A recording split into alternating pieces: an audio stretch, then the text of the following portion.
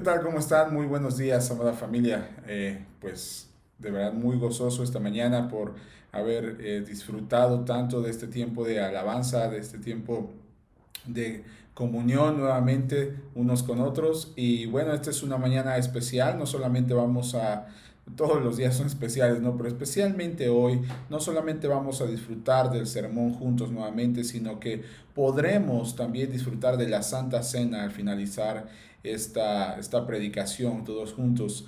Y sin duda alguna será un momento muy lindo. Así es que le animo no solamente a perseverar hasta el final de esta predicación, sino a sumarse y disfrutar en la preciosa comunión de Jesús, del tiempo que estaremos disfrutando justamente después, la conmemoración del sacrificio de nuestro Señor y Salvador. Pero bueno, entrando en el tema entonces, entrando en lo que nos atañe esta mañana, pues vamos a seguir estudiando la porción que corresponde hoy de la carta a los Hebreos. Esta mañana nos corresponde carta a los Hebreos, capítulo 9, versículos 11 hasta el final, versículos 28. Tenemos una porción un tanto extensa, así es que déjeme darle lectura para usted y nos arrancamos con el estudio de esta mañana. Dice el texto: entonces Cristo ahora ha llegado a ser el sumo sacerdote por sobre todas las cosas buenas que han venido.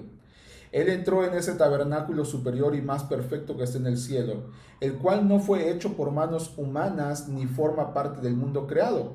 Con su propia sangre, no con la sangre de cabras ni de becerros, entró en el lugar santísimo una vez y para siempre, y aseguró nuestra redención eterna. Bajo el sistema antiguo, la sangre de cabras y toros y las cenizas de una novilla podían limpiar el cuerpo de las personas que estaban ceremonialmente impuras. Imagínese cuánto más la sangre de Cristo nos purificará la conciencia de acciones pecaminosas para que adoremos al Dios viviente.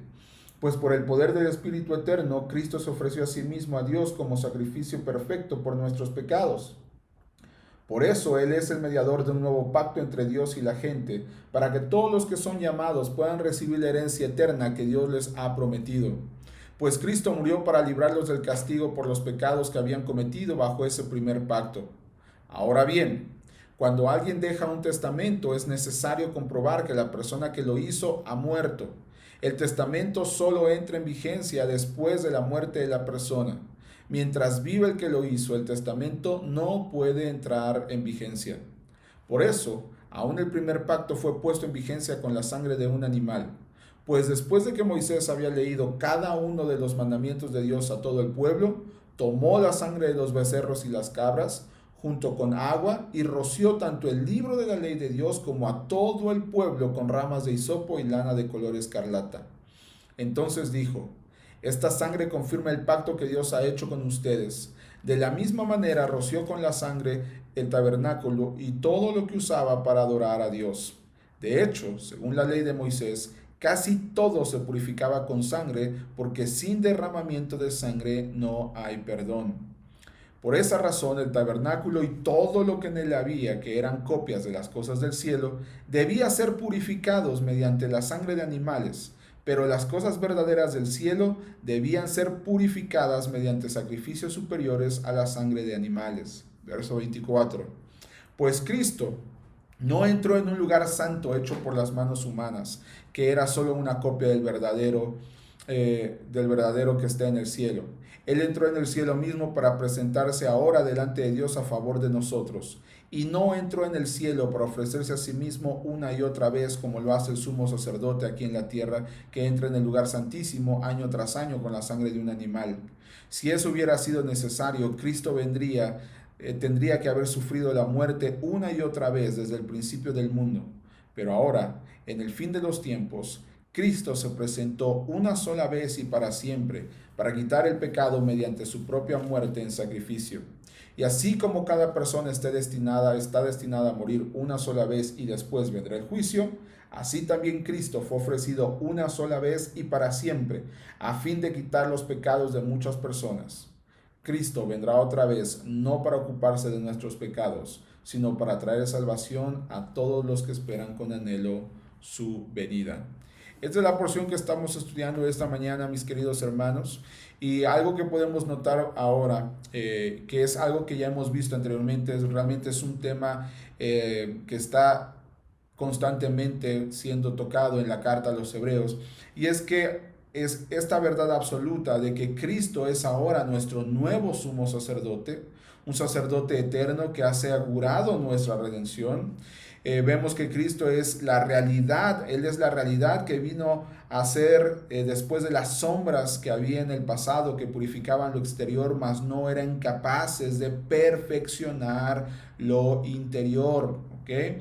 Sin embargo, una pregunta relevante para este texto a la luz de los primeros versículos, estamos analizando ahora versículos 11 al 14, dice el verso 12, con su propia sangre, no con la sangre de cabras ni de becerros, entró en el lugar santísimo una sola vez y para siempre, y aseguró nuestra redención eterna. Una buena pregunta es ¿por qué el escritor de los Hebreos trae nuevamente a colación este tema? ¿Y por qué hace este énfasis en los sacrificios nuevamente anteriores, en el sacrificio de Cristo? ¿Por qué razón esta comparación fue relevante al pueblo hebreo en el momento en que esta carta fue escrita? ¿Y por qué es relevante a nosotros en nuestros días? La razón es muy sencilla. Porque así como en los tiempos de los hebreos había un problema central en el hombre, ese mismo problema central persiste aún hoy en día. El problema central del hombre sigue siendo el mismo, sigue siendo el pecado, sigue siendo ese pecado que nos separa de la gloria del Padre. El problema central del hombre, aún en el 2020, después aún en el 2020 después de Cristo, es que aún el hombre sigue buscando medios expiatorios que solo le den una apariencia piedosa. Lastimosamente nos movemos en una sociedad en la que aún hay personas que les buscan hacer buenas obras, hacer acciones, hacer situaciones que les hagan sentirse aceptados por el frente, por la apariencia, por su exterior, pero que en el interior no ha generado una genuina transformación. Miles de personas hoy en día aún viven en el antes de Cristo. Aún viven en este tiempo del sacerdocio, donan dinero a los pobres, asisten a cultos en la iglesia, hacen penitencias de cualquier tipo, hacen buenas obras en general, buscando la aceptación del Padre y la aprobación de los hombres, olvidando por completo que por encima de todas estas buenas obras y de encima de todas estas cosas, está la sangre de Cristo, que es la única que verdaderamente puede purificar la conciencia del hombre. La sangre que verdaderamente nos limpia del pecado para poder adorar al Dios viviente en espíritu y en verdad, es decir, en integridad, sin una doble moral, sin un doble doblez, válgame la redundancia. Ya no más con una falsa apariencia, sino con una conciencia limpia, ofreciendo un sacrificio vivo, santo, que es el sacrificio que agrada a Dios. Por eso dice el verso 14, si eso era útil, hablando de los sacrificios y de cómo limpiaban exteriormente, dice, imagínense cuánto más la sangre de Cristo nos purificará la conciencia de acciones pecaminosas. Ahí está, ahí existe el problema central del hombre. El problema del hombre no es la infelicidad. El problema del hombre no es la discriminación. El problema del hombre no es la violencia en el mundo. El problema del hombre, el problema central del hombre que desata todas estas cosas es que en su corazón, en su centro, sigue habiendo ese pecado. Siguen existiendo acciones pecaminosas que le limitan, que le hacen a un lado cuando hablamos de la adoración acerca del Dios viviente. Pero damos muchísimas gracias a Dios porque esta porción nos muestra que es solamente a través de la sangre de Cristo que podemos ser limpios de tal manera que nos hace aceptos, no solo externa, sino también internamente delante del Padre para poder ofrecer esta adoración íntegra, esta adoración perfecta, esta adoración agradable al Padre. Otro dato sobresaliente de esta porción es que podemos ver a la luz del verso 14 que la obra redentora consumada en la cruz fue una obra realizada en conjunto por la preciosa Trinidad de nuestro Señor Jesucristo, el Padre y su Santo Espíritu. Pues dice el texto que fue nuestro Señor el que se ofreció a sí mismo al Padre por el poder de su Espíritu Santo. Vamos a leerlo ahí nuevamente. Verso 14, parte B, dice, pues por el poder del Espíritu eterno, Cristo se ofreció a sí mismo como sacrificio perfecto por nuestros pecados. Otra vez. Pues por el poder del Espíritu eterno, Cristo se ofreció a sí mismo como sacrificio perfecto por nuestros pecados. Esto es una muestra clara, mis amados hermanos. Esto es una muestra clara del por qué solo es posible agradar al Padre en el poder del Espíritu Santo. Hacer mandas, jurar para alejarnos de algún vicio,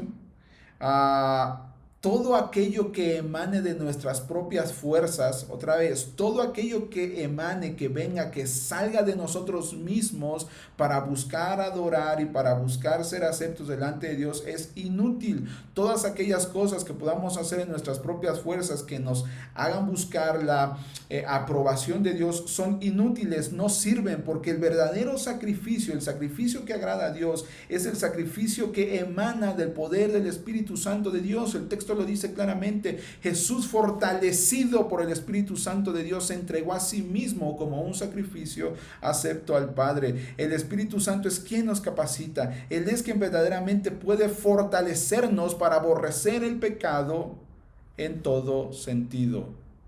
Repito eso. El Espíritu Santo es el único que verdaderamente puede fortalecernos para aborrecer el pecado en todo sentido, en toda práctica, no solo en apariencia. Porque este mismo Espíritu Santo que fortaleció a nuestro Salvador para ir a la cruz a morir por nuestros pecados, es el mismo Espíritu que día a día fortalece a la iglesia de Cristo para morir cada día sus pasiones y delitos a fin de presentarla pura, santa, perfecta a los ojos de aquel que lo conoce todo, a los ojos del Padre. Solo en Él, solo fortalecidos en Él, solo en el Espíritu de Dios podemos ser un sacrificio agradable al Padre. Todo lo demás que está fuera de eso es un vano esfuerzo, es inútil. Vamos adelante con nuestra lectura, de versículo 15 al 22, vamos a darle ahora, dice, por eso, Él es el mediador de un nuevo pacto, hablando de Cristo, entre Dios y la gente, para que todos los que son llamados puedan recibir la herencia eterna que Dios les ha prometido, pues Cristo murió para librarlos del castigo por los pecados que habían cometido bajo ese primer pacto. Ahora bien, cuando alguien deja un testamento es necesario comprobar que la persona que lo hizo ha muerto. El testamento solo entra en vigencia después de la muerte de la persona. Mientras vive el que lo hizo, el testamento no puede entrar en vigencia. Por eso, verso 18, aún el primer pacto fue puesto en vigencia con la sangre de un animal.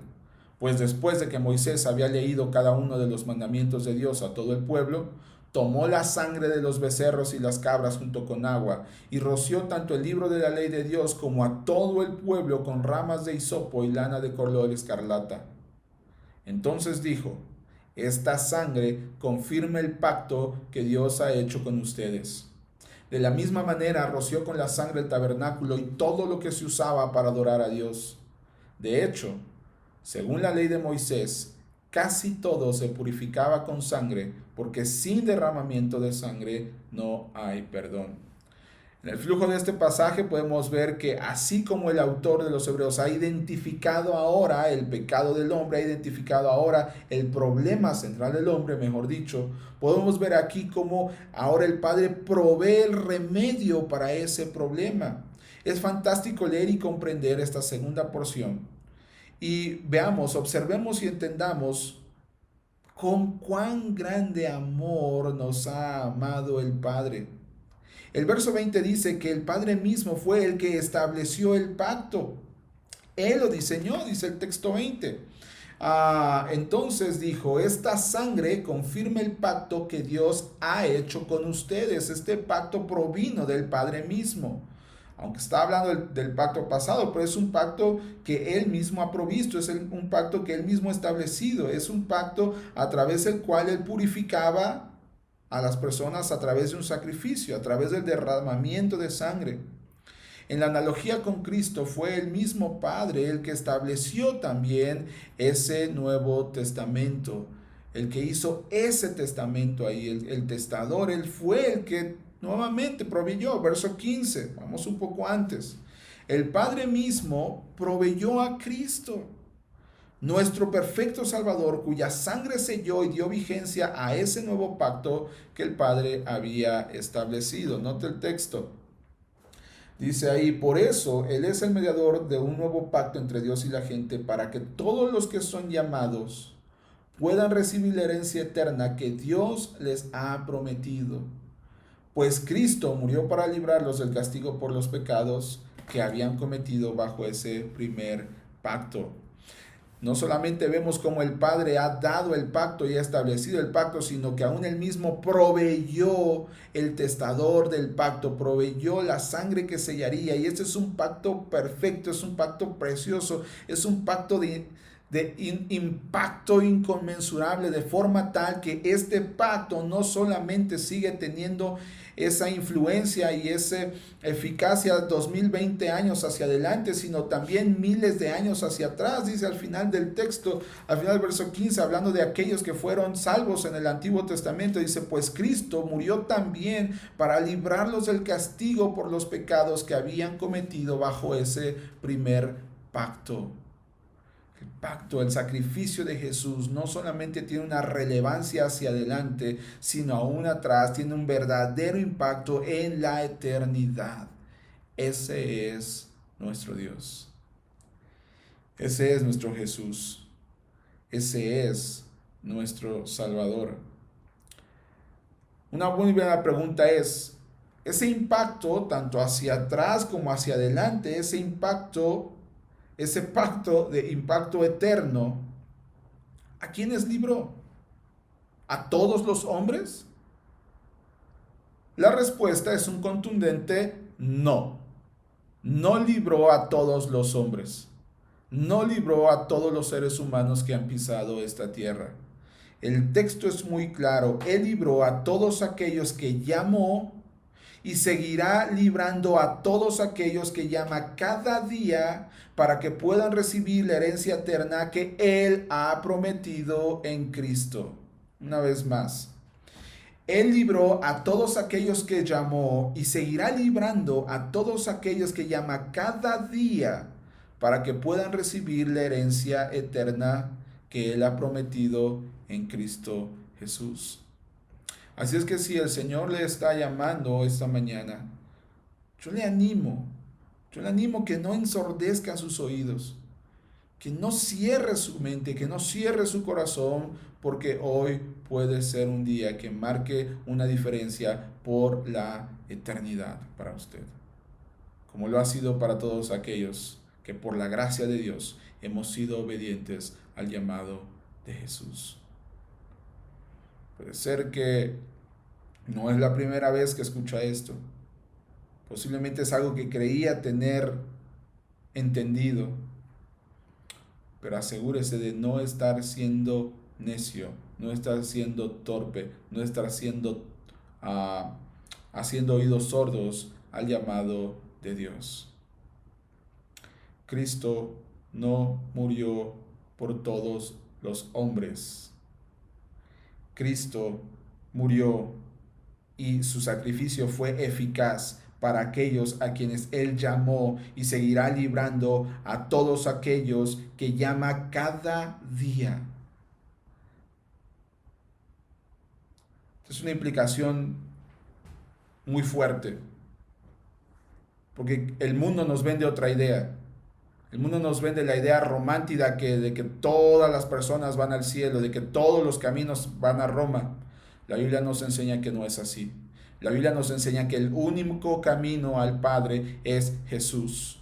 Yo soy el camino y la verdad y la vida, dijo Cristo. Nadie viene al Padre si no es por mí. No podemos llegar al cielo a través de la santa muerte. No podemos llegar al cielo a través de nuestras buenas obras. No podemos llegar al cielo a través de alguna imagen o de algún otro corredentor. No existe, no hay. El único camino es Cristo. Ni una sola persona de las que Cristo ha llamado y llamará se perderá, porque su sacrificio perfecto y eterno es eficaz, es eficiente.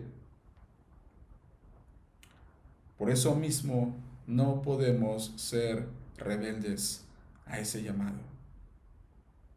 Por eso mismo no es una coincidencia que usted haya escuchado o esté escuchando ese mensaje de salvación. El Señor tiene un propósito. Nada escapa de su control, nada ni nadie escapa de sus manos. El Señor no solamente ha identificado y nos ha mostrado el problema central del hombre, sino podemos ver a través de esto cómo Él mismo ha provisto el sacrificio para remediar este problema. Y no solamente ahí, mira adelante, verso 23. Por esa razón, el tabernáculo y todo lo que en él había, que eran copias de las cosas del cielo, debían ser purificados mediante la sangre de animales. Pero las cosas verdaderas del cielo debían ser purificadas mediante sacrificios superiores a la sangre de animales. Pues Cristo no entró en un lugar santo hecho por manos humanas, que eran solo una copia del verdadero que está en el cielo. Él, Cristo, entró en el cielo mismo para presentarse ahora delante de Dios a favor de nosotros. Y no entró en el cielo para ofrecerse a sí mismo una y otra vez, como lo hace el sumo sacerdote aquí en la tierra, que entra en el lugar santísimo año tras año con la sangre de un animal.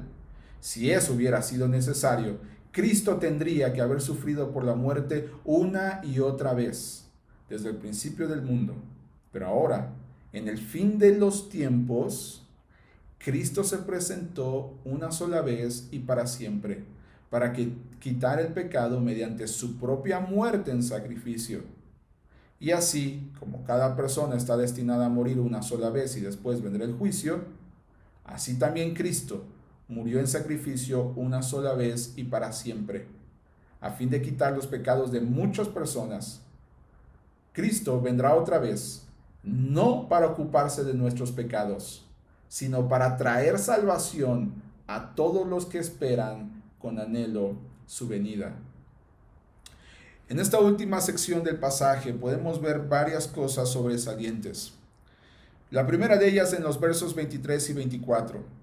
Así como el tabernáculo tenía que ser limpiado de todo rastro de pecado. Recuerde que en el tabernáculo el lugar santo y el lugar santísimo eran divididos por un velo, porque en el lugar santísimo reposaba la gloria de Dios.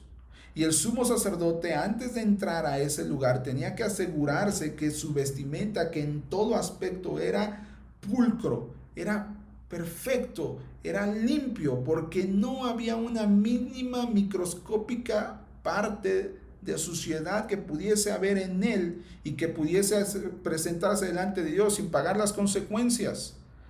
Y por esa razón, parte del ritual que hacían, parte de la ceremonia que se hacía era rociar todo con sangre y purificar todo con la sangre, tal como Dios lo había establecido.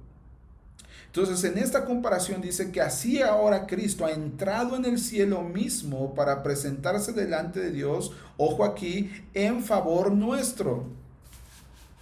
Subraye esa parte de ser necesario. Grábela en su corazón. Dice ahí, verso 24, pues Cristo no entró en un lugar santo hecho por manos humanas, que era solo una copia del verdadero, que está en el cielo.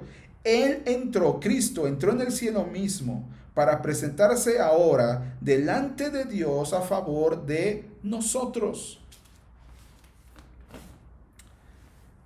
Él ha ido al cielo para asegurar nuestro acceso al mismo. Podemos estar seguros, podemos estar completamente confiados que el cielo es un lugar seguro para nosotros gracias a los méritos de Cristo a favor nuestro. Una cosa importante aquí a notar es que no es que el cielo necesitara ser purificado porque estuviese sucio. Algunas corrientes de pensamiento piensan que sí, que el cielo fue un lugar en un momento contaminado por la presencia de Satanás, que moró ahí, que estuvo ahí.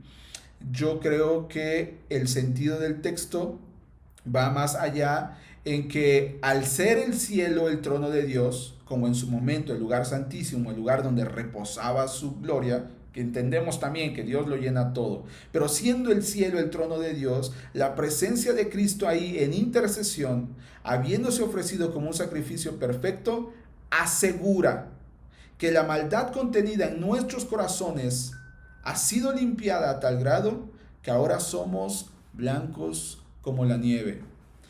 No somos más una fuerza de contagio o de suciedad para Dios. No representamos un peligro para el Padre.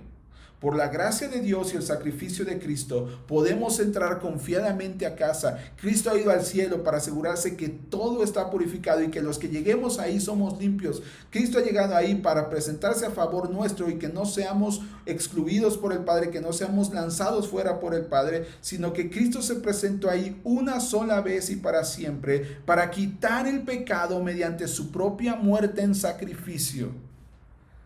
Ese es el sentido del texto cuando dice que el cielo necesita también ser purificado. Está hablando de haber quitado nuestra suciedad, de haber quitado nuestro pecado, de haber transformado nuestro interior de forma que podamos entrar confiadamente a casa. Punto importante aquí. No importa cuán sucios estemos, no importa cuán grande sea el pecado que nos asedia, no importa cuánto tiempo hemos estado cargando ese pecado en nuestros hombros, porque todos los pecados de los que creen en Cristo han sido quitados y han sido perdonados eternamente. ¿Por qué es importante comprender esta gran verdad? ¿Por qué es importante entender esta parte preciosa de que podemos descansar en la purificación que hemos obtenido en Cristo? La respuesta está en los últimos dos versos. El verso 27 dice: y así como cada persona está destinada a morir una sola vez, y después de esto vendrá el juicio. Porque así como cada persona está destinada a morir una sola vez, cada persona está destinada a morir una sola vez. Hay un dicho mexicano muy famoso que dice lo siguiente, dice: lo único seguro que tenemos en esta vida es la muerte. Y es una verdad, es una gran verdad, no enseñada por los dichos mexicanos, sino enseñada por la palabra de Dios. Pero hay un valor más allá de esta simple expresión, hay una gran verdad que va más allá de esto. Y esta verdad revelada en la Escritura nos deja al descubierto que no moriremos, ojo aquí, no moriremos solo como una parte del proceso de deterioro físico. No moriremos solo como resultado de la ley de la vida. Algunos dicen por así, no, pues que al final de cuentas morir es la ley de la vida. Pues te mueres de viejito, ¿no? Una creencia por ahí muy corta. Porque no morimos como causa del deterioro físico. No morimos porque sea una ley de la vida. No morimos simplemente porque sea un proceso de selección natural o de vives, creces, te reproduces, mueres. No, no es así, no es tan sencillo. La razón por la que nosotros morimos es porque el Padre así lo ha anticipado en su preciosa voluntad. Aún antes de nuestro nacimiento, el Padre ha ya establecido una cita divina. Aún antes de nuestro nacimiento, el Padre ya ha decretado un juicio de la misma manera que estableció el sacrificio de Cristo. La muerte no es el fin de nuestra existencia. La muerte a esta tierra, la muerte en este mundo, es el acceso al juicio que el Padre ha decretado de antemano y al cual solamente podemos llegar de dos maneras. La primera forma o manera en la que nosotros podemos llegar al juicio es avergonzados por no haber creído en el Evangelio de Jesús. horrorizados al darnos cuenta de que se está ahora delante de un Dios santo, perfecto, que odia el pecado y frente al cual no hay excusa, poniéndose todavía peor la cosa al llegar sin abogado. Es una forma en la que podemos llegar. Es la forma en la que la gente puede llegar y de repente se entera. Otra vez, no hay otro camino al Padre, no hay otra forma, no hay otro abogado. El único abogado que tenemos para con el Padre es Cristo Jesús. Él murió, Él se dio, Él se sacrificó. Él fue el único, según la Escritura, que fue fortalecido por el Espíritu Santo para ir a la cruz. No fue sencillo ir a la cruz, no fue fácil, no fue en las propias fuerzas de Jesús que esto sucedió. Fue en el fortalecimiento del Espíritu Santo de Dios. Nadie más lo hizo ni lo podrá hacer. Entonces, una forma de llegar a ese juicio es así: horrorizados, espantados y avergonzados al darnos cuenta que nuestra necedad nos está pasando una factura muy cara en ese momento. Al darnos cuenta que verdaderamente no hay reencarnación, al darnos cuenta verdaderamente que esos sacrificios, que esas mandas, que esos ídolos, que esas doctrinas fantasiosas no fueron capaces de presentarnos limpios delante del Padre, no fueron capaces de interceder delante del Padre, porque no pueden estar delante de Dios por su incapacidad para purificar al hombre. La segunda forma de llegar a este juicio es presentarnos limpios, pulcros, blancos por la sangre del Cordero de Dios que quita el pecado del mundo, representados por el abogado divino que intercede ahora mismo por nosotros, perdonados por los méritos de Cristo, corriendo a los brazos del Padre. La segunda forma en la que nosotros podemos llegar es felices y contentos de ver a nuestro Señor, corriendo hacia sus brazos, no avergonzados, sino deseosos de recibir el abrazo del Padre. Después de haber sido remediado nuestro problema interior, el pecado que nos aleja de Él, pero ahora redimidos, justificados, cambiados por Cristo. La pregunta de los 64,000 es: ¿cómo va a llegar usted? ¿Cómo va a llegar ese juicio? Esta mañana, como le comentaba al principio, conmemoramos y anunciamos al mundo el sacrificio de Cristo y su regreso por su iglesia. El Señor está cerca. El Señor volverá por su iglesia. No lo digo yo, lo dice la Escritura. La pregunta es: ¿está usted preparado? ¿Es su fe una fe que lo hace anhelar la pronta venida de su Señor? ¿O es una fe falsa que anhela el retardo de Cristo porque en su fe vive aferrado a este mundo y sus deleites? Es una fe que le hace más decir: Señor, espérame, déjame comprar esa casa. Señor, espérame, déjame comprar ese auto. Señor, espérame, déjame concretar este negocio. Esa no es una fe genuina. Una fe genuina no se aferra a este mundo. Y no es malo comprar una casa, no es malo comprar un auto, no es malo prosperar un negocio. Es bueno cuando se hace para la gloria de Dios, porque el nombre de Dios es glorificado y en eso Él es agradado, en que llevemos fruto. No hay maldad en ello. Pero una cosa es lograr y hacer las cosas para su gloria mientras Él viene, a la misma vez que anhelamos su regreso, y otra cosa es muy diferente, es aferrarnos a eso, diciendo: ojalá no venga, ojalá se tarde, ojalá me deje. Un corazón verdaderamente redimido anhela el regreso del Padre. Esta semana que pasó, el martes, si no mal recuerdo, llegué a la casa de todos ustedes muy tarde, casi por la medianoche. Y entonces obviamente mis hijos ya estaban descansando. Y Carlitos durmió con la pregunta: ¿cuándo vendrá papá? ¿En qué semana va a venir? Eso es lo que está en su mente, ¿no? Él ya no había llegado tan tarde. ¿Dónde está? Y no solamente eso, ¿sabe? Al día siguiente, A las 6 de la mañana, en puntito, Carlitos estaba viniendo a mi cama para asegurarse que yo estaba ahí.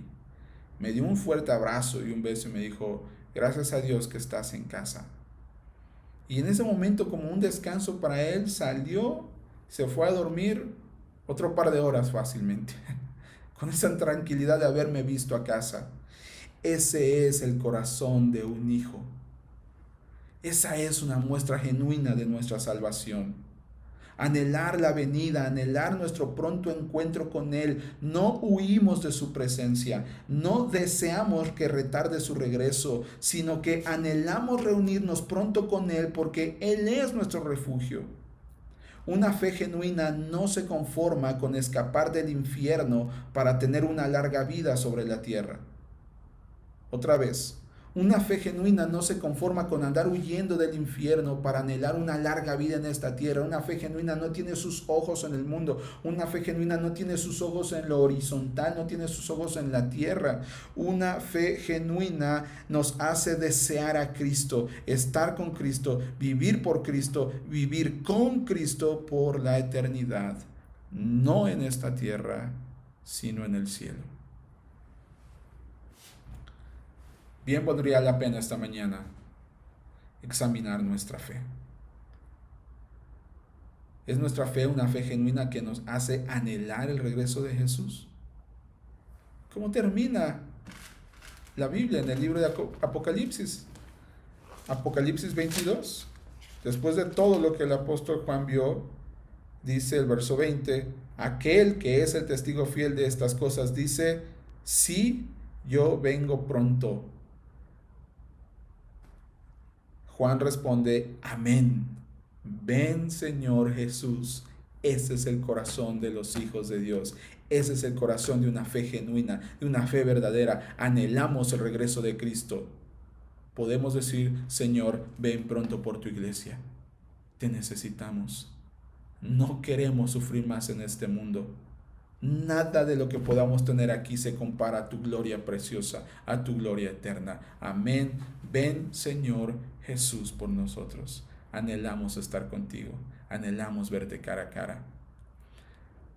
Mi oración esta mañana es que el Señor nos anime, nos fortalezca y sobre todo que podamos tener esta fe genuina, esta fe perfecta, esta fe pura, esta fe limpia, esta fe proveniente de Dios y de su Santo Espíritu. Y recuerde 3 cosas. ¿Cómo hemos de vivir entonces?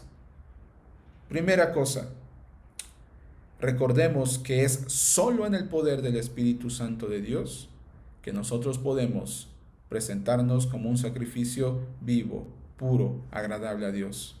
Solo en el poder del Espíritu Santo, el mismo Espíritu que fortaleció a nuestro Señor Jesucristo, es el mismo Espíritu que debe fortalecernos a nosotros para agradar al Padre. Segunda cosa, no cierre sus oídos al llamado de Cristo. Si su fe ha sido solamente una fe que le hace sentir bien cuando está en casa, cuando está en la iglesia, cuando está ahí, posiblemente no sea una fe genuina. Posiblemente no ha sido obediente al llamado de Jesús.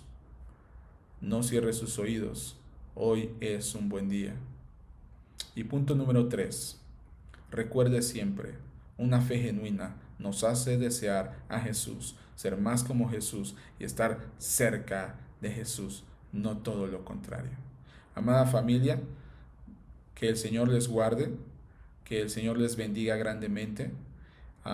Vamos ahora entonces a regresar todos juntos para disfrutar de la Santa Cena del Señor y conmemorar su sacrificio y decir todos juntos a una sola voz, amén, ven Señor Jesús.